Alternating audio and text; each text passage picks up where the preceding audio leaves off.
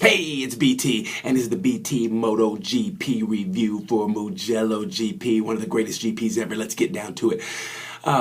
Man, that race symbolized what Italy's all about, the passion. That was my first GP I ever went to in Europe. I asked people, I said, what's the GP I should go to in Europe? And they all said Mugello.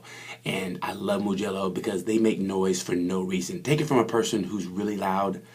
I love that. I'm so loud. Trust me, I've gotten told to shut up at a football game. That's how loud I am. I loved it. The passion shone through. And let's get down to it, man. Anyway, Moto 3, you gotta love Migno. Had his first race. You got Moto 3. If you're not a Moto 3 fan after that race, I don't know what to tell you. I mean, I really don't. Those guys did the damn thing. The Bumblebees did the damn thing. Put it this way. Bulaga went from 1st to 18th in probably not even half a lap. That unbelievable. I think the first 23, 24 were separated by 3 seconds. That's unbelievable. Moto 3 did the damn thing. You got to give it to Bulag. I mean, you got to give it to Migno.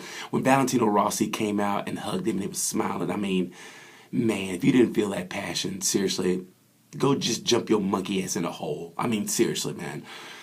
That's what GP's all about. You got to give it to Migno. Rider of the race goes to Migno. Where was Fanati at? Seriously, granted, I mean, that race is a little different. It really is. That slipstream, man. That slipstream's like going back. It's like Back to the Future, right? It's like you go from like 2017 to 1954. It's like, what happened? And that's what Fanati was. I thought Fanati was going to win it. We start gapping him. And then all of a sudden, where'd Fanati go? It's weird. Fanati's just really hard to figure out. Fanati's like that 20-year-old guy who's still in high school. You know that guy in high school that was like too old to be in high school, but the teachers didn't pass him, so he was still like anybody know what I'm talking about? Like that guy who's really old and he's like a senior, but he's like 23, and he just can't get out, and the teachers don't pass him just because you're supposed to pass him. And he's but he gets beat up by sophomores. That's what Fanati is. Like, how are you not dominating? Danny Kent went to Moto 3 and dominated. I'm like, how are you not dominating? Anyway, but I think Fanati's going to come back in Barcelona. I think he'll be okay. But anyway, I think it's Johan Mir still to lose. It's still a long season, but we'll see. Anyway, rider of the race goes to Andreas Migno. Move on to Moto 2. Piscini, man. You got to give it Matthias Piscini. This guy, last time he won a race was 8 years ago in Mugello, and he won against Marco Simucelli. I remember watching that race before I got the MotoGP package. I watched it on Speed TV, and I remember it was the 250s, and he edged Marco out. I remember he edged Marco. I think he had it was a black and pink bike, and he edged Marco out, and he dedicated that race to Marco Simucelli. Oh my God, if that doesn't get your heart, I don't know what does, man. It's like a Lifetime movie. You go, oh my God, I can't believe I'm crying. That was passion, man. I mean, the way he rode, and he played Alex Marquez and Luthi like perfect. I mean, he was getting pushed around, but he didn't give up. That's why you never give up. I think he was out of racing at one time. I think he was working at a Kmart. I mean, seriously, I think he was working at a Kmart somewhere. And all of a sudden, he does this. Unbelievable, man. You got to give it to him. He came back, won the race. That's why you never give up, boys and girls. That's why you never give up. Anyway, props to him. Props to Piscini for sticking in there and doing the damn thing. And even though, he's like 40 years old, good for him. I mean, seriously, the guy, like I said, that's why you never give up. I remember being in Jerez and him literally pushing his bike while he's on the bike, pushing his bike through the paddock. I don't know where the hell his mechanics were. And nobody was helping him. I was like, this is odd. And for him to come back and win that race like he did, you could tell he wanted that race, man. You could tell he wanted it.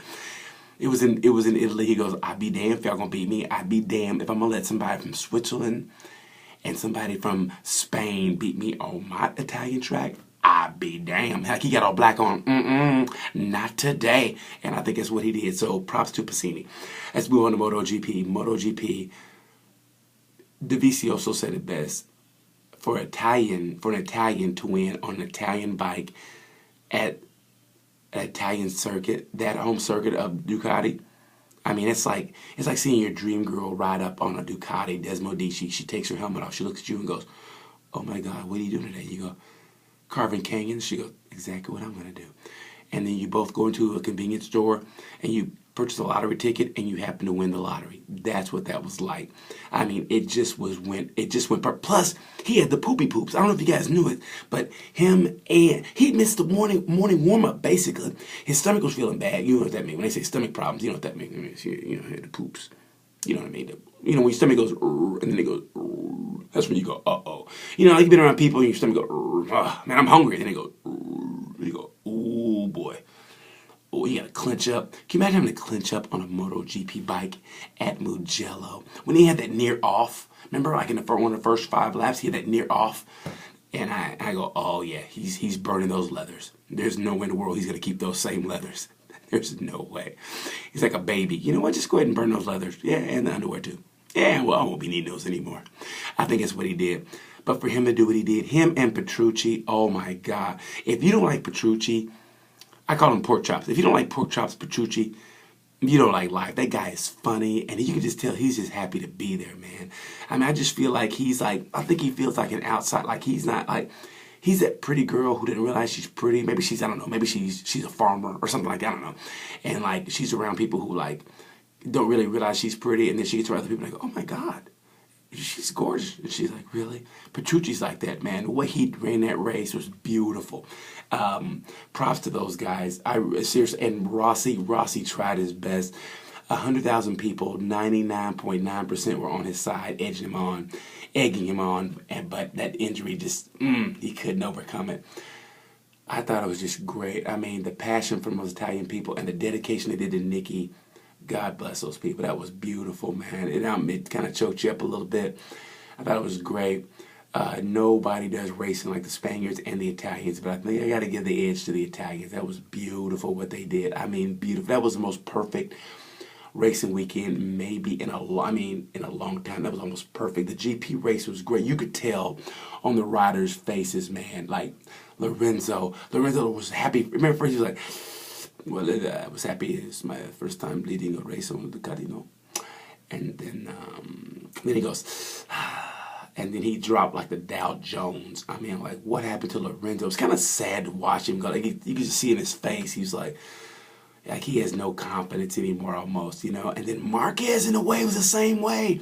Marquez hates that Michelin. He won't say it in public, but he kind of hates that Michelin.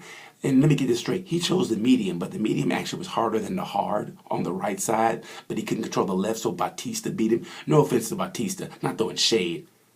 But come on, Marquez on any given day could beat Bautista, but he couldn't beat Bautista. That had to eat at him. Oh, my God.